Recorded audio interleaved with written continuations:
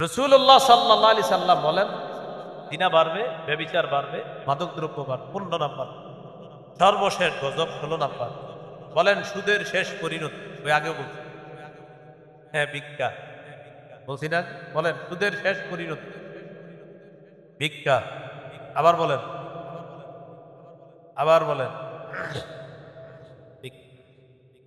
ইবনে মাজাহ 2279 নম্বর হাদিস, নবীজি বলেন, মা মিন আহাদিন আকসারা মিনার রিবা ইল্লা কানা আকিবাতু আমরিহি ইলা কিল্লাহ। যারা বেশি সুদ খায় তাদের শেষ পরিণতি হয় সম্পদ কমে যাওয়া। সুদখোররা যদিও দুনিয়াতে দেখে সে ভালো আছে, ওর বংশের মধ্যে কেউ না কেউ গজবের মধ্যে পড়বে, এটা এক। আর ওর কারণে হাজারো মানুষ গরিব হয়, এটা আর। এটা হলো 16 নাম্বার সর্বশেষ গজব। এবার সুদের ব্যাপারে সর্বশেষ কথা, যেটা শোনার জন্য আপনারা অনেকে প্রস্তুত না, কিন্তু এরপরে বলতে হবে। শুনতেছেন তো? আপনারা আমি 1 ঘন্টা জমি দিছি, 1 ঘন্টা জমি, কয় ঘন্টা?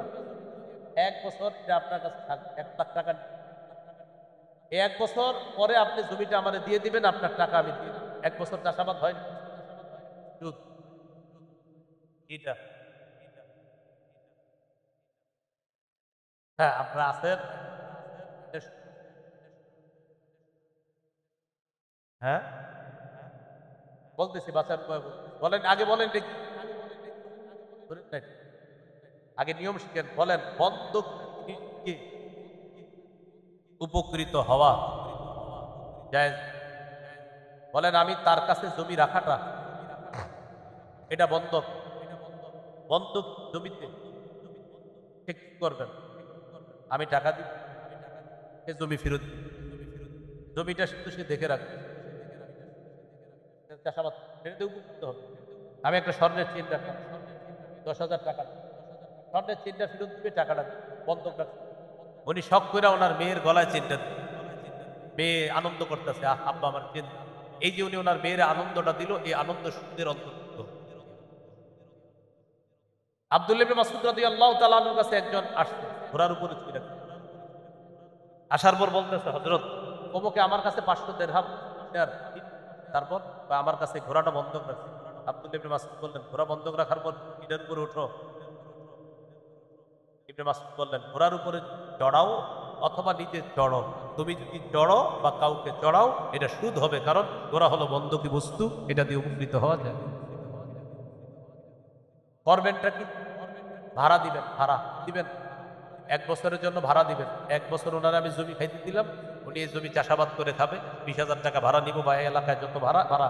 কিন্তু ওইটা ওইভাবে না, ওই যে আপনি অনেক টাকা দিয়ে বলবেন হুজুর পরে কিছু কাটবো, এটা বাটপারি, এরকম না।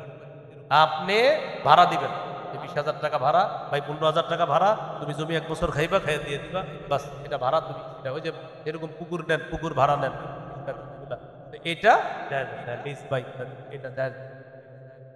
قالوا وما هن يا رسول الله؟ قال الشرك بالله والسحر وقتل النفس التي حرم الله إلا بالحق وأكل الربا وأكل مال اليتيم والتولي يوم الزحف وقذف المحصنات المؤمنات الغافلات أو كما قال عليه الصلاة والسلام. اللهم صل على محمد وعلى آل محمد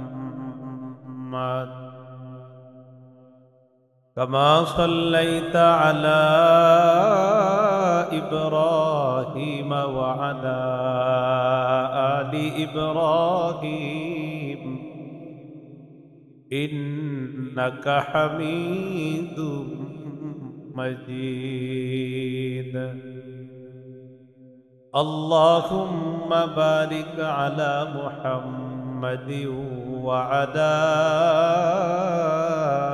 آل محمد كما باركت على إبراهيم وعلى آل إبراهيم إنك حميد مجيد. اللهم إني أعوذ بك من شر لساني ومن شر سمعي ومن شر بصري ومن شر مني. চর কাকৈত দারুল উলুম পীর মোহসিন উদ্দিন আহমদ দুদুমিয়া রহমতুল্লাহ আলাই কওমি মাদ্রাসা ও ইতিমখানার সপ্তম বার্ষিক ওয়াজ দুয়ার মাহফিলের দ্বিতীয় দিনের প্রধান অতিথি হাজী শরীয়তুল্লাহ রহমতুল্লাহ আলাই, সপ্তম পুরুষ হাফেজ আবদুল্লাহ মোহাম্মদ হাসান সাহেব পীর সাহেব বাহাদুরপুর। বিশেষ অতিথি শেখুল হাদিস মুফতি আব্দুল মান্নান সাহেব, শেখুল হাদিস চরমোনাই কওমি মাদ্রাসা বরিশাল। গুরুত্বপূর্ণ আলোচনা করছিলেন এতক্ষণ হযরত মাওলানা মুফতি আব্দুর রব ফরিদি সাহেব, শেখুল হাদিস দারুল হাবিব মাদ্রাসা, খতিব বাইতুল আমান জামে মসজিদ ঢাকা। হযরত মাওলানা মুফতি মাহমুদ বিন হাবিব মুহাদ্দিস জামিয়া ওমর ইবনে খাত্তাব রাদিয়াল্লাহু তাআলা সাইনবোর্ড ঢাকা। আরজ গুজার মুফতি মুনিরুজ্জামান সাহেব মুহতামিম অত্র মাদ্রাসা। মাহফিলের সভাপতি জনাব এসকান মাতুব্বর, সভাপতি অত্র মাদ্রাসা। উপস্থিত হযরত উলামায়ে কেরাম, মুসলমান ভাইয়েরা, আল্লাহ তাআলার দরবারে শুকরিয়া আদায় করছি, আল্লাহ আমাদেরকে এই মাহফিলে উপস্থিত হওয়ার তৌফিক দান করেছেন বলে আলহামদুলিল্লাহ।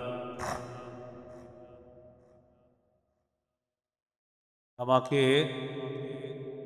সুদ ঘোষ সম্পর্কে আলোচনা করার জন্য বলা হয়েছে। এই বিষয়ে কি আপনারা আলোচনা শুনবেন? এই কাজের সাথে যারা জড়িত আছেন, আলোচনা শুরুর পরে আপনারা কিন্তু উঠবেন, আবার যারা জড়িত নাই তারা উঠবেন না। জড়িত আছেন যারা, আল্লাহ তাদেরকে হেফাজত করবেন, দ্রুত এই কাজ ছেড়ে দেওয়ার তৌফিক দান। যারা এই অপরাধের সাথে জড়িয়ে নাই তারা যেন এই অপরাধ না করে, আল্লাহ তাআলা তাদেরকে এই অপরাধের চিন্তা থেকে হেফাজত। সূরা বাকারা 278 নম্বর আয়াতে কারিমা তেলাওয়াত করলাম। এই আয়াতের অনুবাদ হলো, হে ঈমানদারগণ, তোমরা আল্লাহকে ভয় করো, যদি তোমরা মুমিন হও, সুদের কারবার ছেড়ে দাও। এই হলো আয়াত। যতটুকু তেলাওয়াত করলাম ততটুকুর অনুবাদ। বাংলা ভাষায় আমরা যাকে সুদ বলি, কোরআন হাদিসে এটাকে বলা হয়েছে রিবা। রিবার আবিধানিক অর্থ হলো আজ-জিয়াদা, অতিরিক্ত। পবিত্র কোরআনে রিবা দ্বারা উদ্দেশ্য হলো কুল্লু জিয়াদাতিন লা ইউকাবিলুহা ইওয়াজ, প্রত্যেক ওই অতিরিক্ত অংশ যা কোনো বিনিময় ছাড়া গ্রহণ করা হয়। ফাও ফাও যে অংশটা গ্রহণ করা হয় এটাকে বলা হয় রিবা। রিবার সংজ্ঞা হাদিসে আসছে।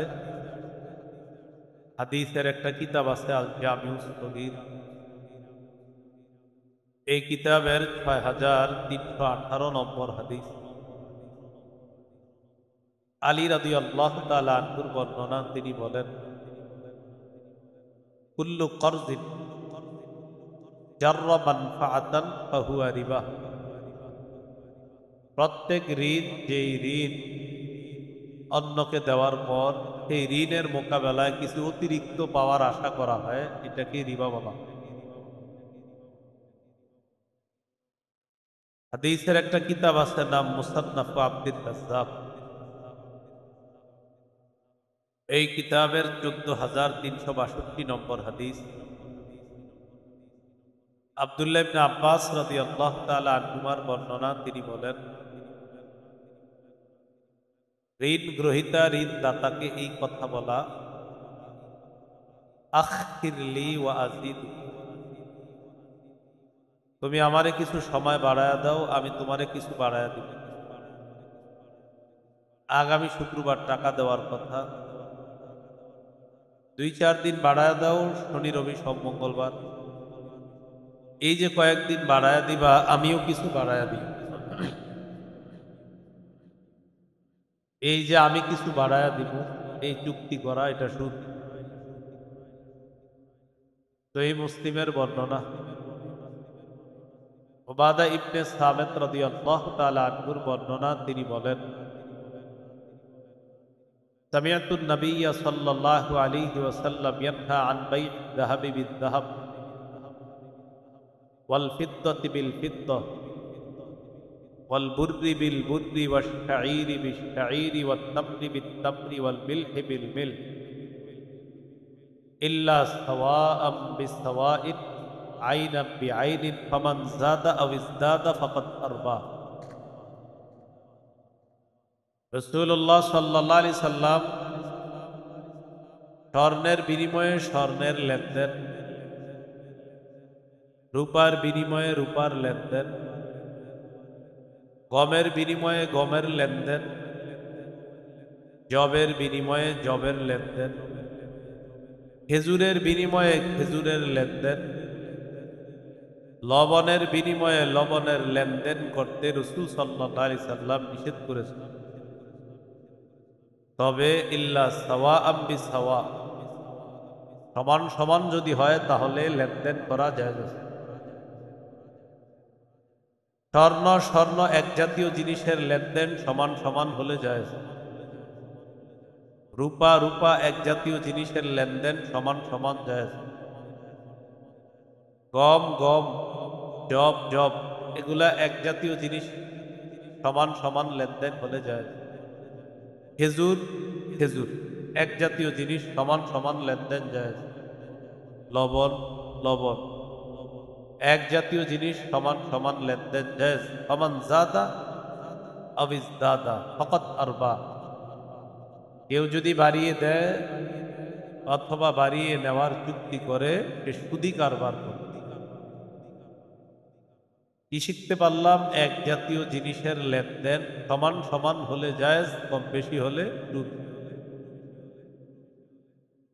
সহিহ বুখারীর বর্ণনা, 2175 নম্বর হাদিস। এই হাদিসের মধ্যে আছে, রাসূলুল্লাহ সাল্লাল্লাহু আলাইহি সাল্লাম বলেন, বিউয যাহাবা বিল ফিদ্দাতি ওয়াল ফিদ্দাতা বিয যাহাব কাইফা শি'তুম, তোমরা স্বর্ণের বিনিময়ে রূপা, রূপার বিনিময়ে স্বর্ণ যেভাবে মন চায় লেনদেন করো। কারণ স্বর্ণ আর রূপা দুইটা কি এক না আলাদা? আলাদা জিনিস হওয়ার কারণে যেভাবে মন চায় তোমরা লেনদেন করো। বিদায় হজের ভাষণে রাসূল সাল্লাল্লাহু আলাইহি সাল্লামের স্পষ্ট ঘোষণা, সহিহ মুসলিমের বর্ণনা, 1218 নম্বর হাদিস। এই হাদিসের মধ্যে আছে, 1218 হলো মাদ্রাসা পাঠ্যপুস্তক অনুসারে, আর আপনাদের পকেটের উস্তাদ অনুযায়ী 2840 নম্বর হাদিস। এই হাদিসের মধ্যে আসছে, রাসূলুল্লাহ সাল্লাল্লাহু আলাইহি সাল্লাম বিদায় হজের ভাষণে বলছেন, আলা কুল্লু শাইইন মিন আমরিল জাহিলিয়াতি তাহতা কদামাইয়া, শোনো, জাহিলি যুগের যত কুপ্রথা সব আমার দুই পায়ের নিচে, সব বাতিল। নবীজি বলেন, ওয়া ইন্না রিবা, সুদি কারবারটা এটাও একটা জাহিলি যুগের প্রথা। তো নবীজি বলেন, ওয়ারিবাল জাহিলিয়াতি মাউদুউন, জাহিলি যুগের সুদি প্রথা এটাও বাতিল, এটা আমার দুই পায়ের নিচে। জাহিলি যুগের সমস্ত কুসংস্কার বিদায় হজের ভাষণে আমি নবী বাতিল বলে ঘোষণা করলাম। সুদ প্রথা এটাও জাহিলি যুগের প্রথা, এই প্রথার মধ্যেও তোমরা জড়িয়ে যাবা না। এটা বিদায় হজের ভাষণ। এবার আপনাদের সামনে যে আয়াতটা আমি পড়লাম সূরা বাকারা 278 নম্বর আয়াত, এই আয়াত নাজিল কেন করলেন আল্লাহ? প্রেক্ষাপটটা শুনুন। মক্কার দুটি গোত্র, এক গোত্রের নাম সাকিফ, আরেক গোত্রের নাম মাখজুমি। সাকিফ গোত্র মুসলমান হয়নি, মাখজুমি গোত্র তখনও মুসলমান হয়নি। দুই গোত্রের মাঝে একটা লেনদেন হয়েছে। সাকিব গোত্র মাখজুমি গোত্র দুই গোত্রের মাঝে একটা লেনদেন হয়েছে। সাকিব গোত্র মাখজুমি গোত্রকে ঋণ দিয়েছে এই শর্তে, সুদ সহ ঋণ ফেরত দিবা। নাউজুবিল্লাহ। তো ঋণ নেওয়ার পর ফালাম্মা জা আল ইসলাম ওয়া দাখালু ফীহি, ইসলামের দাওয়াত আসছে। সাকিব গোত্র মাখজুমি গোত্র উভয় গোত্র কালিমা পড়ে মুসলমান। আলোচনা বুঝে থাকলে বলেন তো, সুদি লেনদেন হয়েছে কি মুসলমান হওয়ার পরে না আগে? طلبت ثقيف أن تأخذ منهم, সাকিব গোত্র মাখজুমি গোত্রের কাছে বকেয়া পাওনা চায়, সুদ সহ ফেরত দেওয়ার দাবি জানায়। তাহলে এখন যারা সুদ চাইতেছে তারা কি মুসলিম না অমুসলিম? মুসলিম। লেনদেন হয়েছে অমুসলিম অবস্থায়, কিন্তু মুসলমান হওয়ার পর এখন ওই বকেয়া পাওনা চাইতেছে, তাও সুদ সহ। মাখজুমি গোত্র জবাব দিল, লা নুআদ্দি রিবা ফিল ইসলাম, আমরা এখন মুসলমান, ইসলামের মধ্যে আমরা সুদি কারবার করব। দুই গোত্রের মাঝে ঝগড়া, এক গোত্র কয় দাও আর এক গোত্র কয় দিব না। নিলে লভ্যাংশ ছাড়া মূল অংশটা নাও, সুদের অংশ পাবা না। মূলধন যেটা টাকা পাইতা এটা নিয়ে যাও, কিন্তু সুদের অংশ পাবা না। সাকিব গোত্র নাছুর বান্দা, না আমরা নিব না, আমরা পুরাটা নিব। দুই দলের ঝগড়া। মক্কার নায়েব দায়িত্বশীল যিনি, তার নাম আত্তাব ইবনু আসিদ, তিনি নবীর কাছে একটা চিঠি লেখেন। কাতাবা আত্তাব ইবনু আসিদিন নাইবু মক্কাতা ইলা রাসূলিল্লাহি সাল্লাল্লাহু আলাইহি ওয়াসাল্লাম। মক্কার নায়েব নবীর কাছে চিঠি লেখেন, ইয়া রাসূলুল্লাহ, সাকিব গোত্র মাখজুমি গোত্র উভয় গোত্রের মাঝে সুদি কারবারের লেনদেন হয়েছে মুসলমান হওয়ার আগে। সাকিব গোত্র এখন মুসলমান, মাখজুমি গোত্র মুসলমান, মুসলমান হওয়ার পর সাকিব গোত্র মাখজুমি গোত্রের কাছে বকেয়া পাওনা চায়, তাও সুদ সহ। সাকিব গোত্র পাওনা চায়, মাখজুমি গোত্র জবাব দেয়, আমরা মূলধন ফিরিয়ে দিব, কিন্তু সুদি অংশ দিব না। হুজুর আমি এখন কি করবো? আমি টেনশনে আছি, আমি মক্কার দায়িত্বশীল হওয়ার কারণে তাদের এই ঝগড়া আমার সহ্য করতে দিতেছে, এখন আমি কি ফয়সালা? রসুলের কাছে চিঠি পড়ে শোনানো হল। ওই মুহূর্তে আল্লাহ তাআলা সূরা বাকারার 278 নম্বর আয়াত নাযিল। আল্লাহ তাআলা বলেন, ইয়া আইয়ুহাল্লাযীনা আমানুত্তাকুল্লাহ ওয়া যারু মা বাকিয়া মিনার রিবা ইন কুনতুম মুমিনিন। আল্লাহ তাআলা বলেন, হে ঈমানদারগণ, তোমরা আল্লাহকে ভয় করো, যদি তোমরা মুমিন হও, সুদের কারবার ছেড়ে দাও। আয়াত নাজিল হওয়ার পর আল্লাহ নবী আয়াতটির বিষয়বস্তু মক্কায় পাঠিয়ে দেয়। সাকিফ গোত্র মাখজুমি গোত্র উভয় গোত্র যখন জানছে আল্লাহ আয়াত নাজিল করেছেন, যদি তোমরা মুমিন হও, সুদের কারবার ছেড়ে দাও। সাকিফ গোত্র সাথে সাথে জবাব দেয়, নাতুবু ইলাল্লাহ ওয়া নাযারু মা বাকিয়া মিনার রিবা। এই মুহূর্তে আল্লাহর কাছে তওবা করলাম, ওয়াদা করলাম, আর কখনো সুদের কারবার করব না।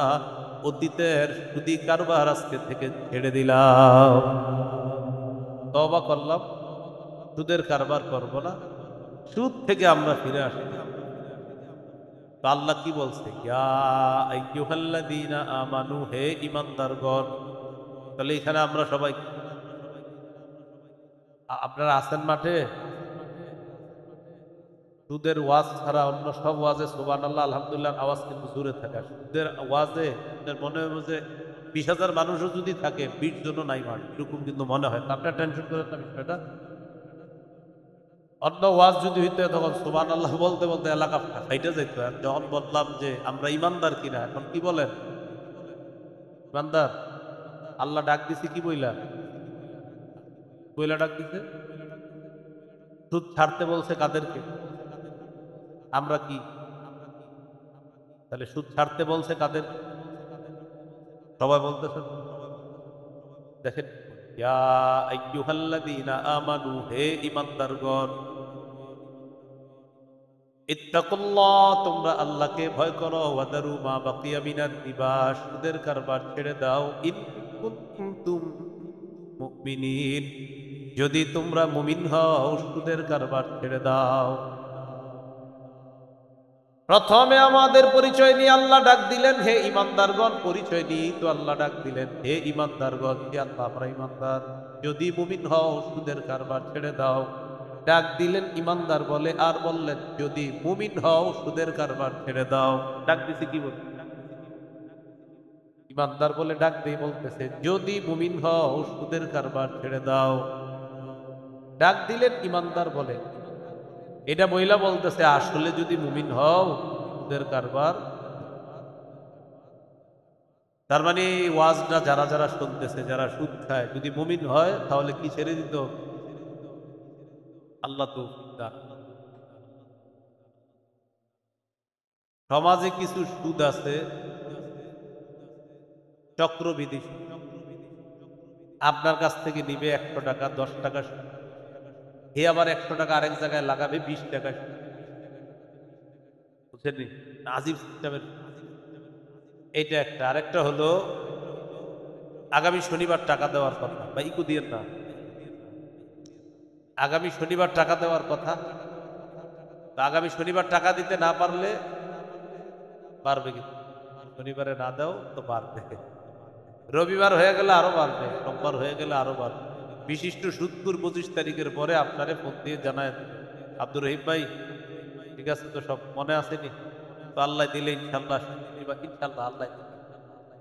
শনিবার কিন্তু আর বেশি দিন বাকি নাই, 1 তারিখ আসতে আর বেশি দিন বাকি নাই। তো যাই হোক, আমগো দুইজনের লেনদেন গুলো সবসময় স্বচ্ছ হয়। আর আপনারা আমি সবচেয়ে ভালো পাইছি লেনদেনের মধ্যে। পরে সুদি কারবার বলতেছে আপনি। তো যাই হোক ভাই, আপনারা আমি খুব বিশ্বস্ত মানুষ হিসাবে জানি। তো ইমান আকিদা ঠিক রাখেন আল্লাহর হস্তে, কোনো ধরনের কিন্তু খামখেয়ালি করেন না। আপনি 1 তারিখে টাকাটা দিয়ে দেন। দুঃখ করে ইমান ঠিক আর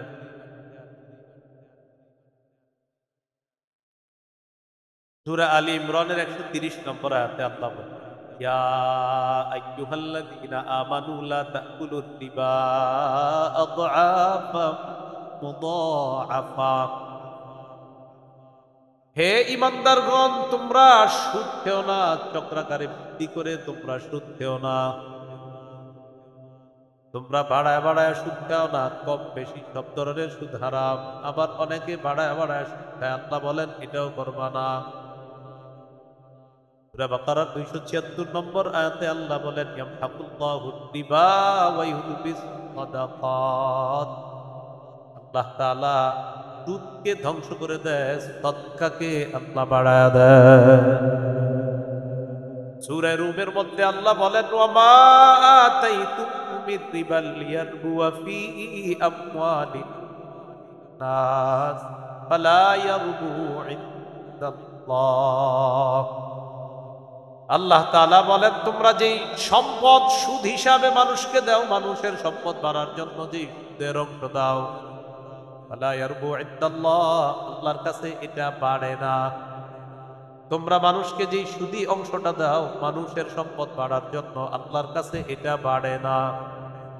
ওমা আতাইতুম মিন যাকাতিন তুরিদুনা ওয়াজহাল্লাহ, আল্লাহকে খুশি করার জন্য যে যাকাত তোমরা দাও, ফাউলাইকা হুমুল মুদঈফুন, এই জাকাত দেওয়ার মাধ্যমে জাকাত দাতা দুনিয়ার মধ্যে তার সম্পদ বাড়ায় নেয়, আখেরাতে বহু গুণে সওয়াব বৃদ্ধি করে নেয়। সত্যি করে বলবেন, সুদে আসলে আমাদের চোখে দেখতে কি মনে হয়? টাকা কমে না বাড়ে? সুদে সুদে দেখতে টাকা কি হয়? বাড়ে।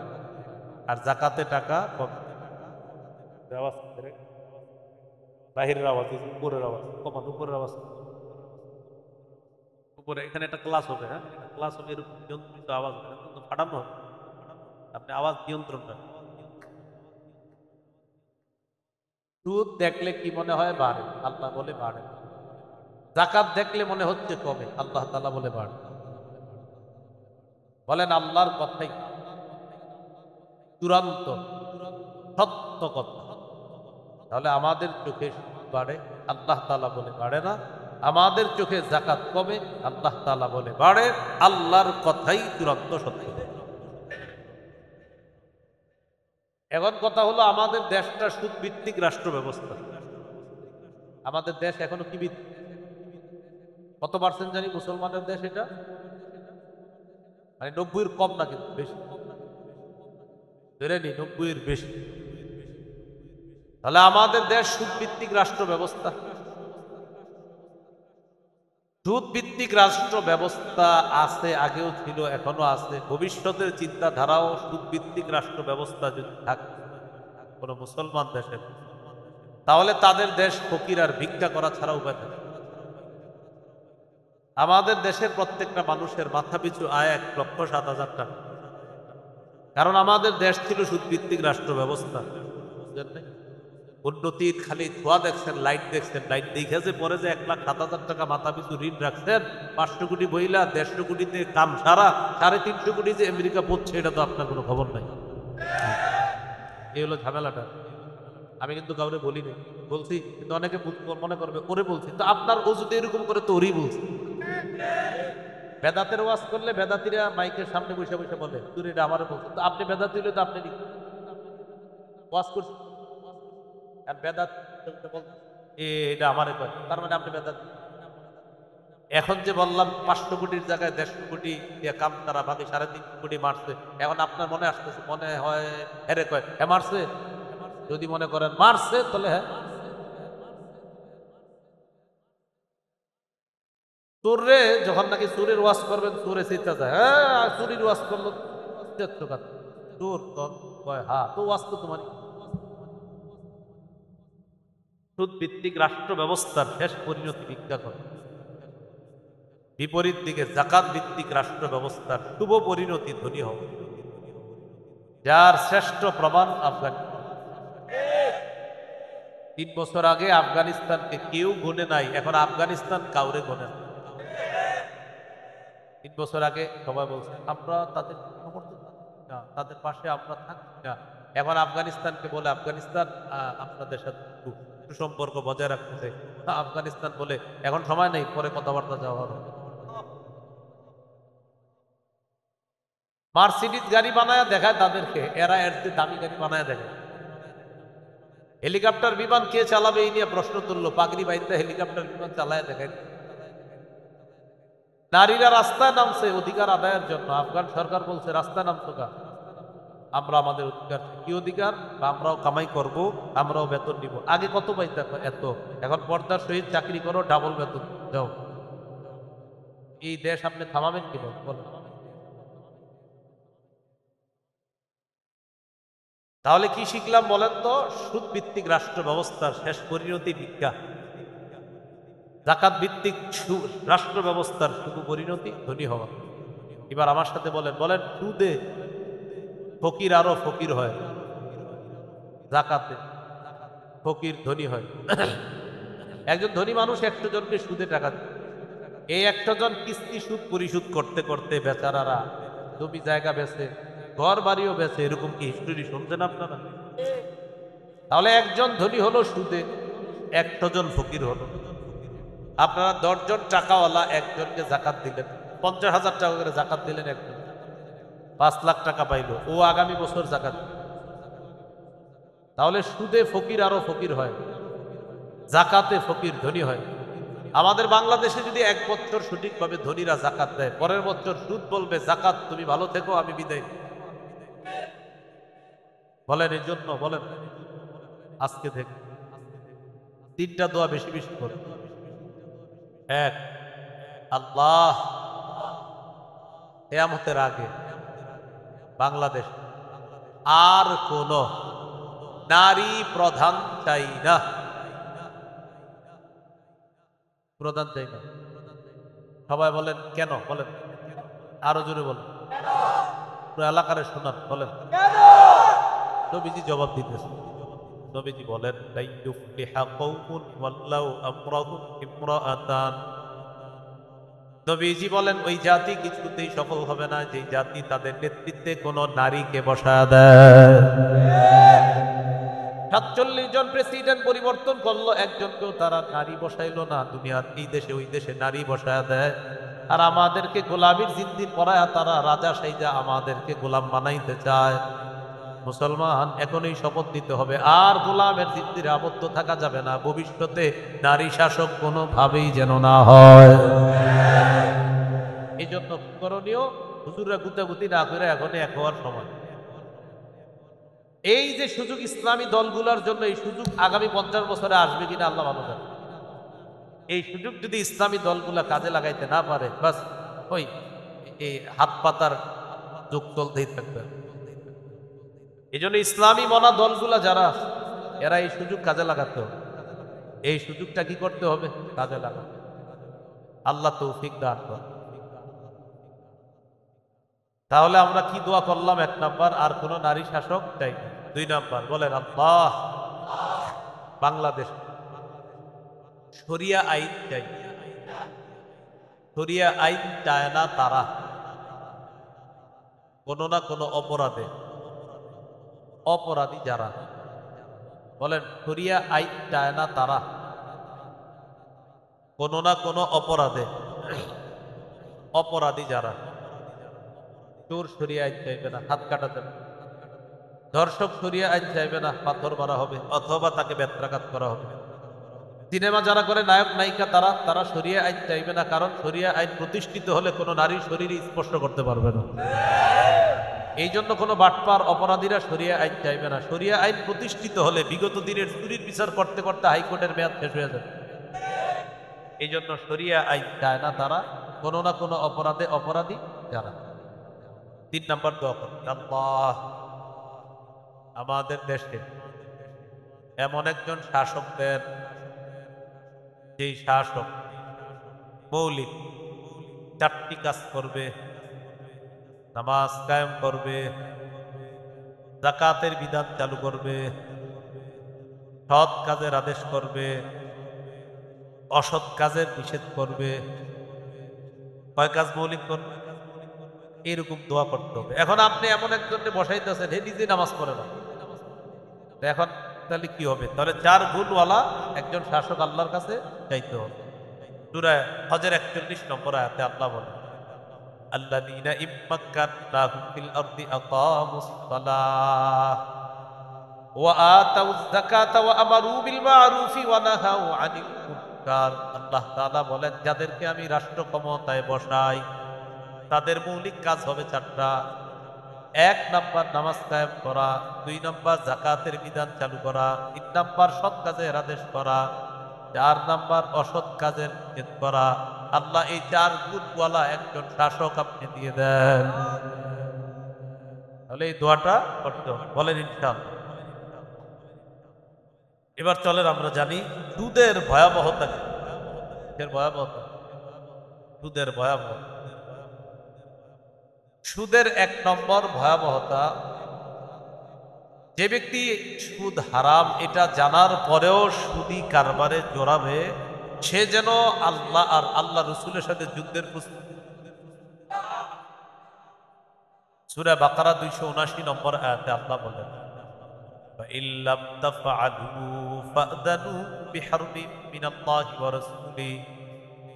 সুদ হারাম এটা জানার পরেও যদি সুদের কারবার ছেড়ে না দাও, আল্লাহ আর তার নবীর বিরুদ্ধে যুদ্ধের প্রস্তুতি নিয়ে নাও। ইউকালু লিআকিলির রিবা ইয়াউমাল কিয়ামাতি কুসিলাহাকা লিফিহার। যারা সুদ খায় যদি পারতাম আমি কথাটা তাদের কাছে কাছে কানে কানে গিয়ে বলতে পারতাম, কিয়ামতের ময়দানে সুদখোরকে বলা হবে তোমার অস্ত্রটা নাও, আমি আল্লাহর সাথে লড়াই করার জন্য। সুদখোরকে কিয়ামতের মাঠে বলা হবে, ও সুদখোর তুমি তোমার অস্ত্র নাও, অস্ত্র নাও, তুমি আল্লাহর সাথে লড়াই করবা, নবীর সাথে লড়াই করবা, তুমি তোমার অস্ত্র নাও। কিয়ামতের মাঠে বলা হবে। এগুলো এক নাম্বার বা দুই নাম্বার। বলেন যারা সুদ খায় এই অবস্থায় যদি মারা যায়, কিয়ামতের ময়দানে কবর থেকে পাগল অবস্থায় উঠবে। কি অবস্থায় উঠবে? সূরা বাকারা 275 নম্বর আয়াতে আল্লাহ বলেন, আল্লাযীনা ইয়াকুলুনা রিবা লা ইয়াকুমুনা ইল্লা কামা ইয়াকুমুল্লাযী ইয়াতাখাব্বাতুহু শাইতানু মিনাল মাস। যারা সুদ খায় তারা কবর থেকে কিয়ামতের ময়দানে এমন অবস্থায় উঠবে দেখলে মনে হবে শয়তানের স্পর্শে তারা পাগল হয়ে গেছে। যালিকা বিআন্নাহুম ক্বালু ইন্নামাল বাইউ মিসলুর রিবা। আল্লাহ তাআলা বলেন এটা এই কারণে তারা দুনিয়ার মধ্যে বলতো ব্যবসা সুদের মতো। বলেন নাউযুবিল্লাহ। ব্যবসা সুদের মতো, সুদের মতো, আসলে কি সুদের মতো? ব্যবসায়ী এক মাস কত কষ্ট করে ইলেকট্রিসিটি দিতে হয়, কর্মচারীদের বেতন দিতে হয়, পানির বিল দিতে হয়, সব করার পর লভ্যাংশ কতটুকু থাকবে এই নিয়ে তার টেনশনের শেষ নাই। সুদখোর 25 তারিখ পর্যন্ত টাট জুয়া খেলায় আর চা দোকানের সামনে বইসা বইসা লেকচার মারবে আর বলবে ইমান তোরছে আমার কম নাই। বলবে ইমান তোরছে আমার। আবার দেখবেন মাঝে মাঝে হজেও যায়, খায় যায়। বলেন বলেন খায় সুদ, যায় হজ, খায় যায় হজ। তো আবার আইসা আইসা আপনাকে বল এটা বুঝিগুলো 25 তারিখের পরে শোনো। তো আমার আর তোমার লেনদেনের বিষয়টা এই এলাকার ওলামায়ে কেরাম জানো না। যাক, আমার আর তোর মাঝে ইমান রাখ, কাউরে বলবি না। মানে সুদ যে খারাপ এটা হেও জানে, আর যে নিতেছে সেও জানে, তো বলতেছে সাবধান, এগুলা কাউরে বলবি। সমাজে কিছু বিশিষ্ট সুদখোর পাবেন যারা লুকায় লুকায় সুদ খায়, মানে চুপে চুপে খুব নেক সুরতে, মানে বুঝায় আমি খুব ভালো মানুষ কিন্তু হ্যাঁ সুদ খায়। আর হ্যার কিছু কাস্টমার ধরা আছে যারা হ্যার কাছ থেকে সুদ দেয়, তো তাদের কিভাবে বলে ভাই আপনি অনেক বিশ্বাস, আপনি ইমান খুব পাকাপোক্ত, আল্লাহর রাস্তে কথাটা কাউরে বলবেন, এরকম বলে। এরা কি করে? এরা খায় সুদ, আরেকজনের রক্ত চোষা টাকা। আবার দেখবেন প্যান্ট শার্ট পয়লা এলাকায় আসবে, আসার পরে আপনি বলবেন তার কি অবস্থা, বাজারু গাড়ি কিনছেন মাশাআল্লাহ, মনে হয় ভালো হয়েছে ব্যবসা।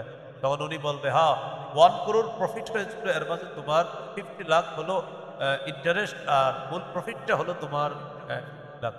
আপনি সহজ সরল কৃষক মানুষ টাকায় বলতেছে 1 করোড় প্রফিট, তার মধ্যে তোমার 50 লাখ, এটা হলো মূল প্রফিটটা, উইথ ইন্টারেস্ট তোমার 50 লাখ। হে আপনারে এই ইংলিশ বলার পরে আপনি মনে করতেন স্যারের ব্যবসাটা না জানি কত। স্যার আপনারে বুঝাইছে 50 লাখ সুদ আর 50 লাখ আসল, এটা আপনাকে স্যারে। তো বড় লোকে যেটা খায় এটার নাম দেয় ইন্টারেস্ট, গরিবরা ওই সহজ কিস্তি, এটার নাম সুদ। আশা, ভালোসা, হতাশা, নিরাশা, ব্রাক, ব্যাচ ইত্যাদি কত নামে আছে না। তো এরা কিস্তি কিস্তিতে এগুলোর নাম দেয় সুদ, আর ধনী এটার নাম দেয় ইন্টারেস্ট। ধনী যেটার নাম ইন্টারেস্ট দেয় আর গরিবেরটার নাম সুদ। সুদ সুদ এটা যদি ধনী মানুষও খায়, প্যান্ট শার্ট কোট প্যান্ট পরে থাকলে আর বলবেন তুমি বিশিষ্ট সুদখোর।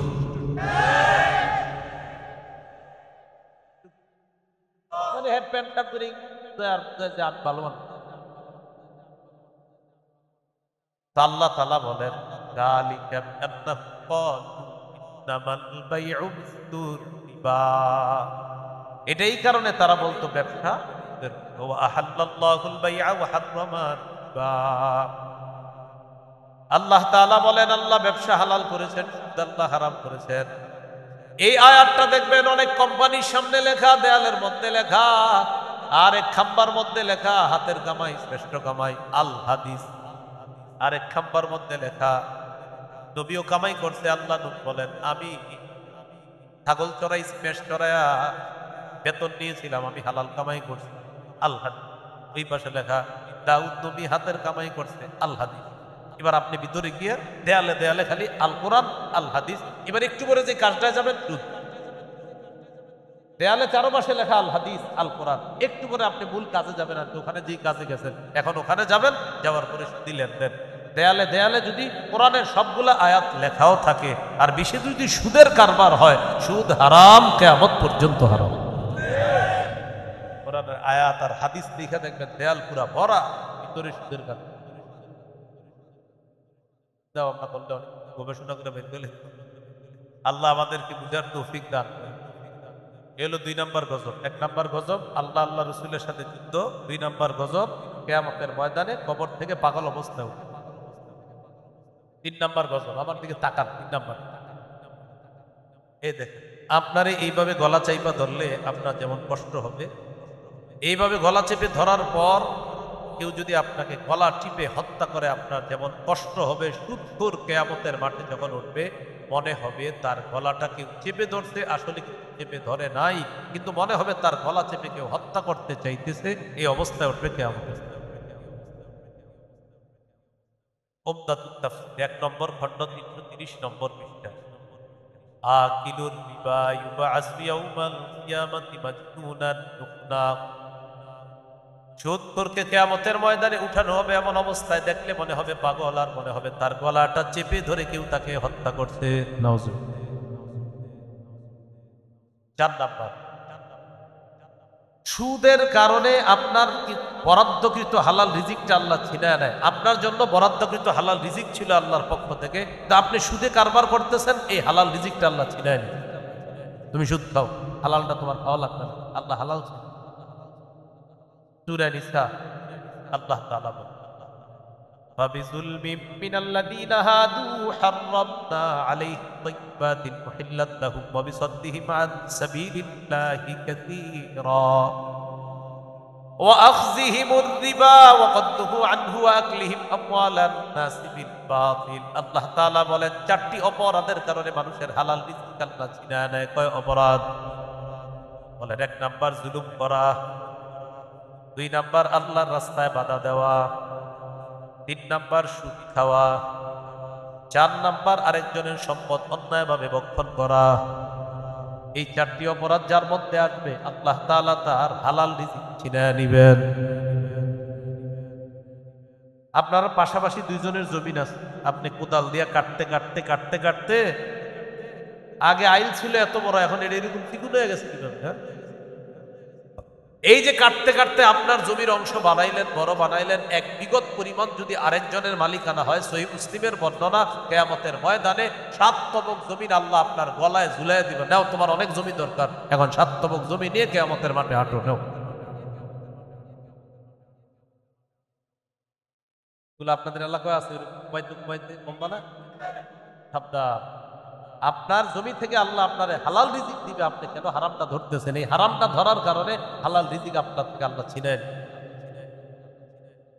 তাহলে 4 নাম্বার গজব, সুদের কারণে আল্লাহ হালাল রিজিক থেকে বঞ্চিত করেন। আল্লাহ আমাদেরকে হেফাজত।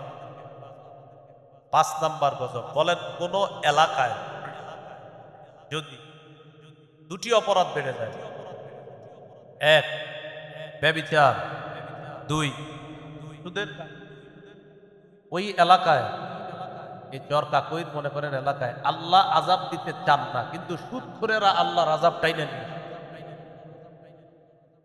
এই এলাকায় আপনারা অনেক ভালো মানুষ আছেন, আল্লাহ তাআলা গজব দিতে চান না, সুদখোরেরা আর ব্যভিচারকারীরা আল্লাহর গজব টেনে নিয়ে আসে। আল্লাহ দিতে চায় না, তো টেনে নিয়ে আসে। আত-তারগীব ওয়াত-তারহীব কিতাবের নাম, 3 নম্বর খণ্ড 69 নম্বর পৃষ্ঠা।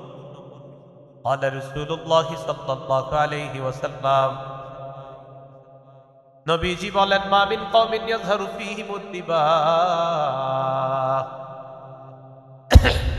এলাকার মধ্যে যদি সুদের কারবার বেড়ে যায়। অন্য বর্ণনায়, ইযা যাহারা যিনা ওয়ার রিবা ফী ক্বরিয়াতিন ক্বাদ আহাল্লু বিআনফুসিহিম আযাবাল্লাহ। কোন এলাকার মধ্যে যদি 2টি অপরাধ বেড়ে যায়, 1 নাম্বার সুদের কারবার, 2 নাম্বার ব্যভিচার, ক্বাদ আহাল্লু বিআনফুসিহিম আযাবাল্লাহ, এই মানুষগুলা আল্লাহর গজব টেনে নিয়ে আসে, বলি নাউযুবিল্লাহ। এই জন্য এলাকার যারা সুদখোর আছে তাদের কাছে যাবেন, পায়ে ধরে বলবেন, ভাই তুমি সুদের কারবার ছেড়ে দাও, কারণ তোমার কারণে গজব আসলে আমরা ভালো মানুষগুলাও গজবের মধ্যে পড়ব। যদি সুদের কারবার ছেড়ে না দাও, এলাকা ছেড়ে দাও। এলাকা ছেড়ে, হ্যাঁ? আরে বলেন, এলাকা ছাড়বে? যে সুদ খায় ওর কারণে আপনাদের ভালো মানুষের উপরে গজব আসে, দৌড়ে গিয়ে বলবেন সুদের কারবার ছাড়ো অথবা এলাকা ছাড়ো। ঠিক, এলাকা ছাড়া ঠিক। তো আরেক এলাকায় গিয়ে সুদ খাবে, ওগুলো কত গজব আসে। আপনাদের ভাইরাস আপনারা দূর করবেন, এটার আরেক জায়গায় পাঠাবেন, এটা পুরো ভাইরাস, এটা অ্যালার্জি। এই অ্যালার্জি এলাকায় রেখে এটারই ঠিক করেন, এটার পায়ে ধরেন, এটার হাতে ধরেন, ভাই তুমি সুদ খাও না। এগুলো 5 নম্বর গজব। 6 নম্বর গজব, বলেন কোন এলাকায় সুদের কারবার যদি বেড়ে যায়, ওই এলাকায় দুর্ভিক্ষের গজব আসে। কৃষক আগের মতো ফসল পাবে না, মা বোনরা আগে শীতকালে লাউ পাইতো যেই কয়টা, এগুলা পায় না। মা তার সন্তানকে দুধ পান করানোর মতো দুধ পাবে না, লেকট্রোজেন 1 2 3 4 5 কিনে খাওয়াতে হবে। কেন? সুদখোরের কারণে। সুদখোর জবাব দেন, এই বাচ্চার কি অপরাধ আপনার কারণে ও ওর মায়ের পবিত্র খাদ্য পায়? সুদ ছেড়ে দেন। আপনি যা করতেছেন সুদের কারণে আপনি অনেকগুলা মানুষকে কষ্ট দিচ্ছেন, কেন এটা করতেন? মুসনাদে আহমদ হাদিসের কিতাব 17822 নম্বর হাদিস, قال رسول الله صلى الله عليه وسلم ما من قوم يظهر فيهم الربا, কোন এলাকার মধ্যে যদি সুদের কারবার বেড়ে যায়, ইল্লা উখিযুর দানা, ওই এলাকার মধ্যে দুর্ভিক্ষের গজব আসে, এলাকার কৃষকরা আগের মতো ফসল পায় না। মাছের খামার যাদের আছে আগের মতো মাছের মধ্যে বরকত পায় না, ব্যবসায়ী তার হালাল ব্যবসায় বরকত পায় না, অপরাধ পাশের মানুষরা শুকায়। এই জন্য আল্লাহ তাদেরকে এই অর্থনৈতিক দুর্ভিক্ষ দ্বারা পাকড়াও করেছেন। এই জন্যই তো আগে বললাম, আমাদের পুরা রাষ্ট্রটাই হলো সুদ আর সুদ। পুরা রাষ্ট্র কি সুদ আর, এই জন্য কোনো শান্তি নেই দেখেন। প্রতিদিন একটার পর একটা বিশৃঙ্খলা আছেই তো আছে। কেন? শরিয়া আইন যতদিন না হবে, আবু বকর, ওমর, উসমান, আলীর সেই যুগ যতদিন ফিরে না আসবে, কারণ আমরা 90% মুসলমান, 90% মুসলমানের দেশে বুঝে আসুক না আসুক, এখানে ইসলামী হুকুমত থাকতেই হবে যদি শান্তি চাই। ইবনে মাজার হাদিস 2273 নম্বর হাদিস, قال رسول الله صلى الله عليه وسلم أتيت ليلة الصيام على قوم, মেরাজের রাতে একদল মানুষের পাশ দিয়ে অতিক্রম করলাম, মানুষগুলার দিকে তাকাইলাম, তাকায়া দেখলাম বুতুনুহুম কাল বুয়ুত, তাদের পেটগুলা বিশাল বড় বাড়ির মতো, পেটের মতো, পেট বাড়ির মতো। ফিহা আল হাইয়াত তুরা মিন খারিজ বুতুনিহিম, পেটের বাহির থেকে পেটের ভিতরে দেখা যায় বিশাল বড় বড় সাপ দৌড়ায়। আমি প্রশ্ন করলাম, মান হাউলা ইয়া জিবরিল, তিনারা কারা? জিবরিল আমিন জবাব দেয়, হাউলাই আকালাতুর রিবা ইয়া রাসূলুল্লাহ, দুরেরা হলো সুদখোরের দল, কিয়ামত পর্যন্ত তাদের পেটের মধ্যে সাপ থাকবে। আওয়াজ দিয়ে বলি নাউজুবিল্লাহ। এরা সুদখোরের, কিয়ামত পর্যন্ত এদের পেট সাপ থাকবে। 7 নাম্বার গজব। নাম্বার 8, আল্লাহ না করেন, আল্লাহ না করেন যদি লেনদেন অবস্থায় মারা যায়, মা আছে কাদের?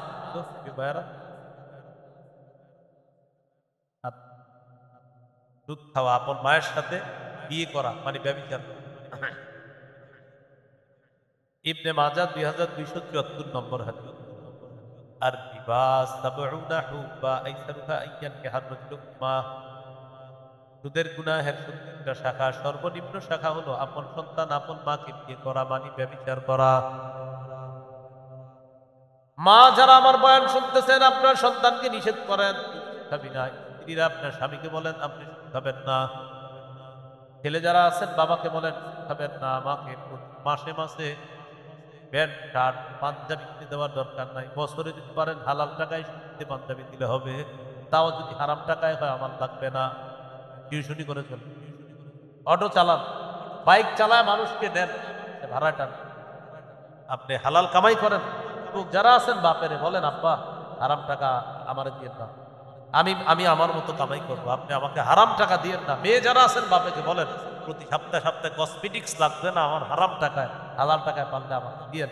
এইভাবে যদি কোনো মেয়ে ছেলে স্ত্রী আর মা তার ওই পরিবারের ইনকাম সোর্স যে মানুষটা তাকে নিষেধ করে, এই লোকটা রাতের বেলা বালিশে মাথা লাগায় ভাববে মা চায় আমি সুদ না খাই, স্ত্রী চায় আমি সুদ না খাই, ছেলে মেয়ে চায় আমি সুদ না খাই, আরে যাদের জন্য সুদি টাকায় আমি হাত দেই তারাই যখন চায় আমি সুদ না খাই, ঠিক আছে এটা ছেড়ে দিলাম, সবাই মিলেমিশে হালালভাবে কষ্ট করে আমরা চলবো। আমি আশাবাদী পারিবারিক সাপোর্ট যদি ইনকাম সোর্সের মানুষটা পায় তিনি সুদ থেকে খুব দ্রুত ফিরে আসবেন ইনশাআল্লাহ। এইভাবে আপনি সাপোর্ট, এগুলো 8 নাম্বার। 9 নাম্বার গজল, যে ব্যক্তি সুদি লেনদেন অবস্থায় মারা যাবে, এক তো পেটে সাপ থাকবে, দ্বিতীয়ত হলো এই সাপ নিয়ে সে কেয়ামত পর্যন্ত রক্তের একটা নদীতে সাঁতার কাটবে, কেয়ামতের আগে সে নদীর কিনারায় পৌঁছতে পারবে না। এই বুখারীর বর্ণনা 2085 নম্বর হাদিস। ফজরের নামাজের পর রাসূল সাল্লাল্লাহু আলাইহি সাল্লাম সাহাবীদের দিকে ফিরে বসতেন। সাহাবীদের দিকে ফিরে বসার পর আপনারাও দেখবেন এই এলাকার মসজিদের ইমাম সাহেবরা ফজরের পর সালাম ফিরে মুসল্লিদের দিকে ফিরে বসে না? হ্যাঁ বসের আওয়াজটা কম হয়েছে, বসেনি? প্রথমে কম হয়েছে কেন? আমি আর অনেকে ফজরের পরে ইমাম সাহেব কি ডাইন দিকে যায় না বাম দিকে, উনি কি বসে না শোয় না ঘুমায় আমরা তো জানি না। এই জন্য দেখবেন কয়েকজন বলছে, মানে অনেকে তো জানে না যে ফজরের পরে আসলে হুজুর ইমাম সাহেব উত্তরে দক্ষিণে না কোথায় যায়, আমরা তো জানি না।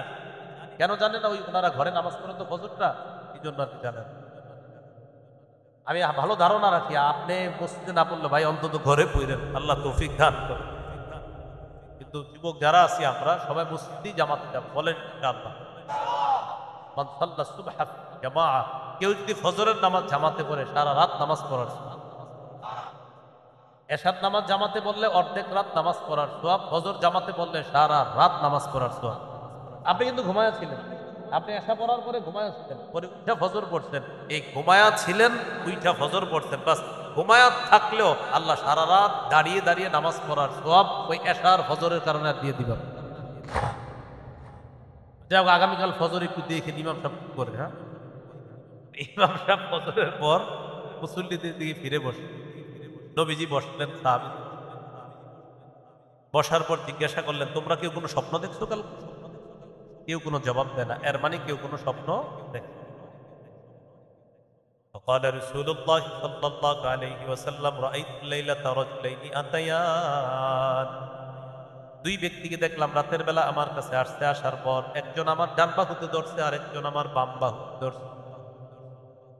فأخرجاني إلى أرض مقدسة, পবিত্র একটা জমিনের দিকে আমাকে দুইজন নিয়ে চলছে। যাইতে যাইতে হাত্তা ইনতালাকনা ইলা নাহরিম মিন দাম, ওয়া ফি রিওয়ায়া হাত্তা আতাইনা আলা নাহরিম মিন দাম, রক্তের একটা নদীর কাছে গিয়ে পৌঁছলাম। নদীর দিকে তাকাইলাম, তাকায়া দেখি নদীর পানির কালার হলো রক্তের মতো। ফিহি রাজুলুন কাইম, নদীর মাঝখান, এটা মনে করেন মাঝখান, নদীর মাঝখানে এক ব্যক্তি দাঁড়ায় আছে, মাঝখানে এক ব্যক্তি দাঁড়ায় আছে, এটা হলো নদীর কিনারা। ওয়ালা ওয়াসতিন নাহরি রাজুলুন বাইনা ইয়াদাইহি হিজারা, নদীর কিনারায় এক ব্যক্তি, তার সামনে পাথর আর পাথর, কিনারায় একজন, মাঝে কিনারায় যিনি, তার সামনে পাথর। আল্লাহ নবী বলেন ফাআকবালা রাজুলুল্লাযী ফিন নাহরি, মাঝখানের লোকটা সাঁতার কেটে রওনা করছে, কিনারায় যাবে। যেই মাত্র কিনারায় যায়, যাওয়ার পর ফারামাল্লাযী আলা ওয়াসতিন নাহরি বিহাজারিন ফিহি, নদীর কিনারা যে মানুষটা আছে তিনি একটা পাথর নিয়ে ওই সাঁতারকারী লোকটার মুখ বরাবর মারে। ফাআলকামাহু হাজারা, ওই লোকটার মুখের ভিতরে পাথরটা ভাতের লোকমার মতো ঢুকায় দিবে, মানে ভাত যেমন পেটে যায় এই পাথরটা এরকম মুখ দিয়ে ঢুকে আপনার সবকিছু ঝাঁঝরা করে রক্তে পুরা নদীটা রক্তের কালার। তো পাথর লাগার পর আপনার রদ্দাহু হাইসু কানা, এক আঘাতে ওই লোক মাঝখানে সাঁতার কাটছে, আবার মাঝখানে চলে গেছে, এক আঘাতে, পাথরের এক আঘাতে নগদ মাঝখানে। নবীজি বলেন কুল্লামা আরাদা আইয়াখরুজা রামা বিহাজারিন ফিহি রাদ্দাহু হাইসু কানা, যতবার লোকটা কিনারায় যেতে যায় ততবার পাথরের আঘাত খায়, আবার নদীর মাঝখানে চলে যায়। আমি প্রশ্ন করলাম কি নাই, জিবরিল আমিন জবাব দিলেন, আল্লাযী রাআইতাহু ফিন নাহরি আকিলুর রিবা। যাকে আপনি নদীর মধ্যে সাঁতার কাটতে দেখলেন, এই লোকটা হলো সুদখোর, কিয়ামত পর্যন্ত সাঁতার কাটবে, নদীর কিনারায় বুঝতে পারবে না। এ হলো 9 নাম্বার গজব। নাম্বার 10, সুদ খাওয়া, দুনিয়া ধ্বংস করা, আখেরাত ধ্বংস। দুনিয়াও ধ্বংস তো করলেন, আখেরাত জাহান্নাম কামাই করলেন, জান্নাত হারাই। বলেন নাউজুবিল্লাহ। সহিহ বুখারীর বর্ণনা 2766 নম্বর হাদিস। হ্যাঁ, যারা দেয় যারা কি করে সব একই ক্যাটাগরি আসবে, যারা দেয় হ্যাগোগ্য বস্তু আসবে। পুরোটা শোনেন না, বয়ানটা শোনার পরে আর প্রশ্ন থাকবে না। 10 নাম্বার গজব, যারা সুদি লেনদেন করে। একজনে কয় যারা দেয়, যারা লেনদেন সুদি লেনদেনই যারা করে। একজনে কয় যে সুদ দেয়, তো দেয় যে ওই তো খায়, এটা একটা। যে সুদ দেয় ও সমান অপরাধী, মানে সুদের টাকাটা যে দেয় ও সমান অপরাধী। ও কেন এই হারাম কাজের মধ্যে জড়িত হয়? ওর উপরে 24 ঘন্টা আল্লাহ রসুলের অভিশাপ চলছে। কয় ঘন্টা? আচ্ছা, এটা আসতেছে। 10 নাম্বার, সুদি কারবার যে করে, দুনিয়া ধ্বংস, জান্নাত হারায় ফেলে, জাহান্নামের মালিক হয়। নাউজুবিল্লাহ। قال رسول الله صلى الله عليه وسلم اجتنبوا السبع الموبقات। নবী বলেন, তোমরা 7টি ধ্বংসাত্মক অপরাধ থেকে বাঁচো। قالوا وما هن يا رسول الله। সাহাবীরা বললেন, হুজুর এই 7টি ধ্বংসাত্মক অপরাধ কি? নবীজি বললেন, আশিরকু বিল্লাহ, 1 নাম্বার আল্লাহর সাথে শিরক করা, এটা হলো ধ্বংসাত্মক অপরাধের একটা। কি করা? 2 নাম্বার সিহরু, জাদু করা। 3 নাম্বার কতলুন নাফসিল্লাতী হারামাল্লাহু ইল্লা বিল হাক্কি, অন্যায়ভাবে কাউকে হত্যা করা। 4 নাম্বার আকলুর রিবা, সুদ খাওয়া। 5 নাম্বার আকলু মালিল ইয়াতীম, এতিমের সম্পদ অন্যায়ভাবে ভক্ষণ করা। 6 নাম্বার তাওয়াল্লি ইয়াউমাজ যাহফ, জিহাদের ময়দান থেকে পলায়ন করা। 7 নাম্বার কযফুল মুহসানাতিল মুমিনাতিল গাফিলাত, সতীসাধী মুমিন নারীর উপর মিথ্যা অপবাদ দেওয়া। সতীসাধী মুমিন নারীর উপর। পুকুরের দক্ষিণ পাশের এক মেয়েটা আসলে ভালো, আপনাদের এলাকাবাসীর সাক্ষী দেবে ভালো।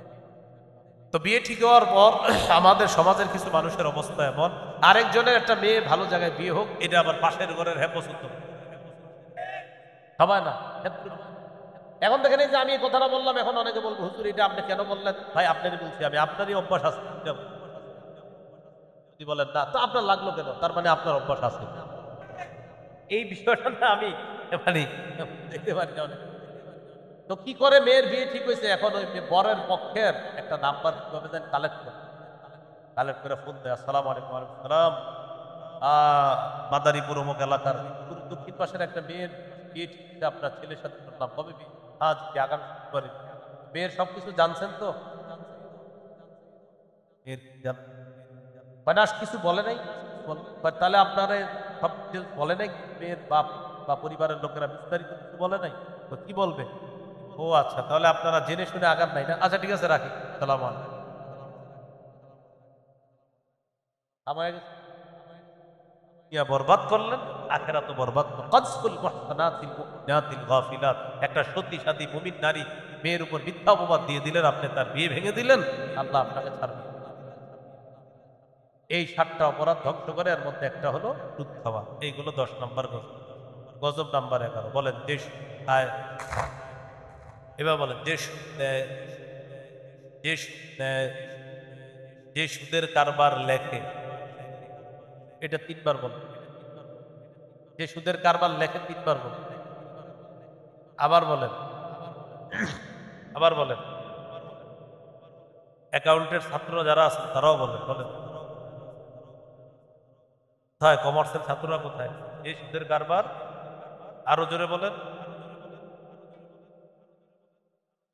হ্যাঁ, আর যে সুদের সাক্ষী দেয়, এই 4, যে সুদ দেয়, যে সুদ দেয়, যে সুদের কারবার লেখে লেখে লেখে লেখে, আর যে সুদের সাক্ষী দেয়। 4 শ্রেণীর উপর আল্লাহ নবীর অভিশাপ। নাসাইর বর্ণনা 5130 নম্বর হাদিসে আল্লাহ নবীর বর্ণনা। আলী রাদিয়াল্লাহু তাআলা আনহু বলেন, রাসূলুল্লাহ সাল্লাল্লাহু আলাইহি ওয়াসাল্লাম লানা আকিলা দিবা ওয়া মুকিলা ওয়া কাতিবা ওয়া শাহিদা। যে ব্যক্তি সুদ নেয়, যে সুদ দেয়, যে সুদের কারবার দেখে, যে সুদের সাক্ষী দেয়, সবার উপর আল্লাহ নবীর অভিশাপ, নাউজুবিল্লাহ। আপনাদের সন্তান যারা পড়াশোনা করতেছে দোয়া করি তাদেরকে আল্লাহ হালাল চাকরির ব্যবস্থা দেন। সুদি কারবার আছে এমন জায়গায় যেন তাদের চাকরি না হয়, দোয়া করি। এগুলো 11 নাম্বার। 12 নাম্বার গজব, বলেন জেনে শুনে সামান্য সুদ খাওয়া 36 বার ব্যভিচারের চেয়ে বড় গুনাহ করা। মুসনাদে আহমদ হাদিসের কিতাব 21957 নম্বর হাদিস। قال رسول الله صلى الله عليه وسلم درهم ربا يأكله الرجل وهو يعلم أشد من 36 زنا। জেনে শুনে 1 দিরহাম পরিমাণ সুদ খাওয়া, সামান্য সুদ খাওয়া 36 বার জিনা করার চেয়ে বড় অপরাধ করা। এগুলো 12 নম্বর। 13 নাম্বার গজব, নবী বলেন এমন একটা জামানা আসবে সবাই সুদ খাবে, যদিও সুদ না খায় সুদের হাওয়া সবার গায়ে লাগবে। কি বলছে? এমন একটা জামানা আসবে সবাই সুদ খাবে, না খাইলেও সুদের হাওয়া সবার গায়ে লাগবে। আবু দাউদের বর্ণনা 3331 নম্বর হাদিসের বর্ণনা। নবীজি বলেন লা ইয়াতিয়ান্না আলান নাসি জামান লা ইয়াবকা আহাদুন ইল্লা আকালা বা। আমার উম্মতের উপর এমন একটা সময় আসবে যেই সময় সবাই সুদ খাবে।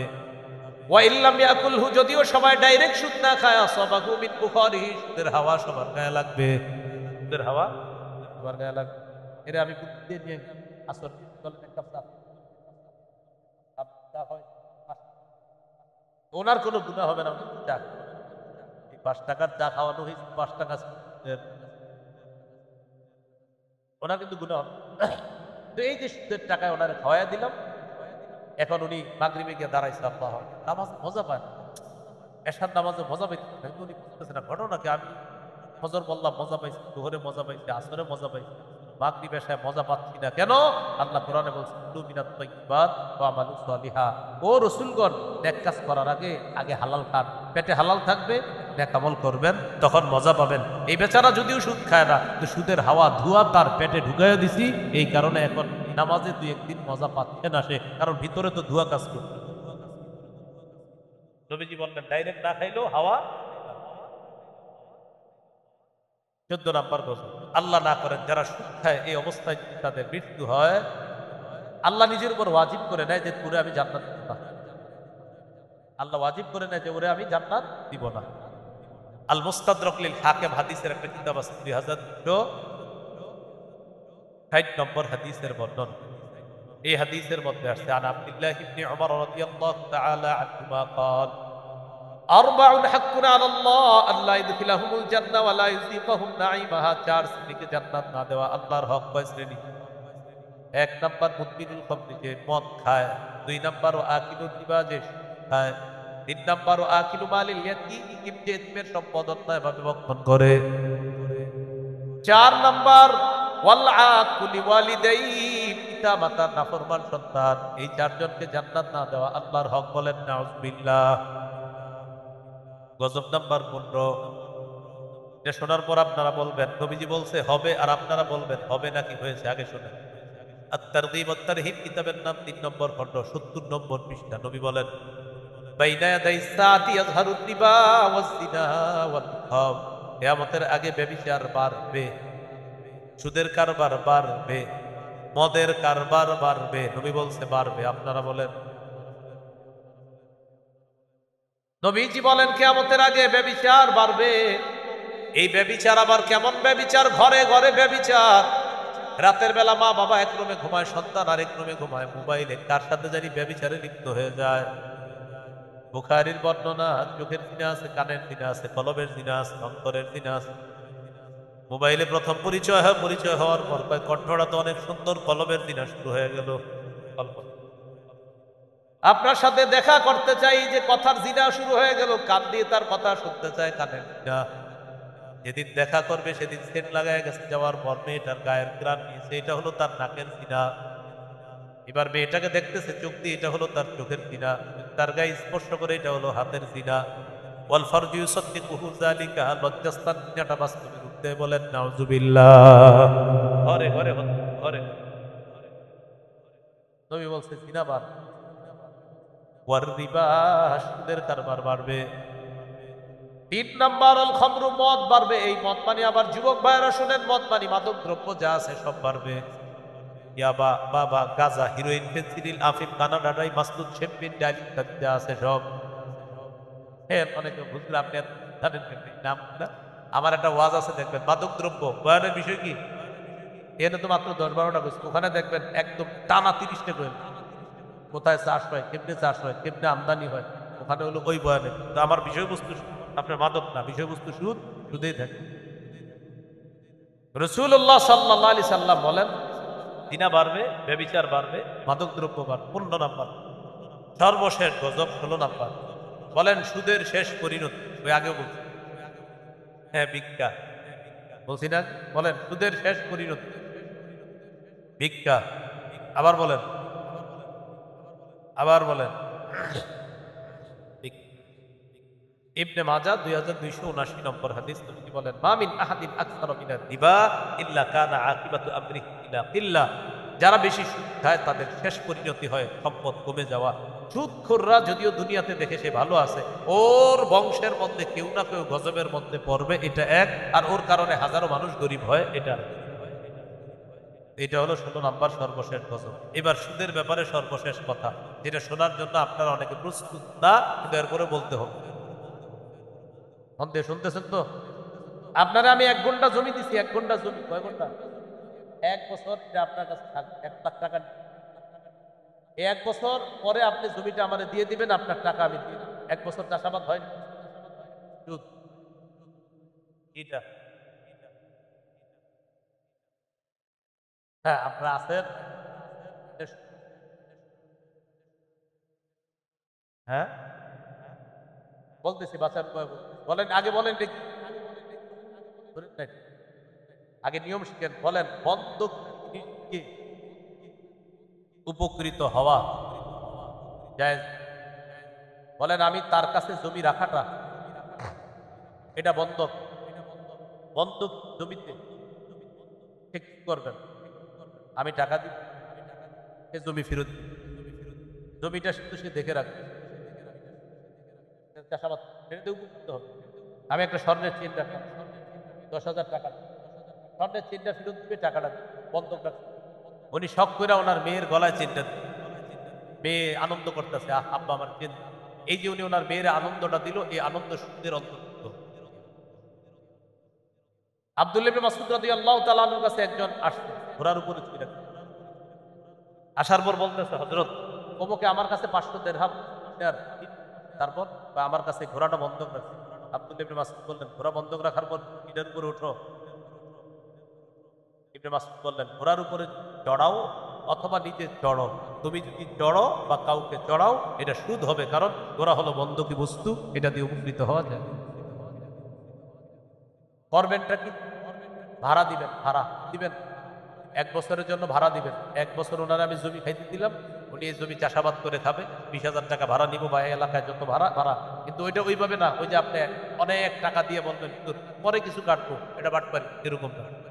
আপনি ভাড়া দিবেন, 20,000 টাকা ভাড়া, ভাই 15,000 টাকা ভাড়া, তুমি জমি 1 বছর খাইবা, খাইয়ে দিয়ে দিবা, বাস এটা ভাড়া। তুমি এটা ওই যে এরকম পুকুর নেন, পুকুর ভাড়া নেন, এটা জায়েজ আছে, লিজ বাই এটা জায়েজ।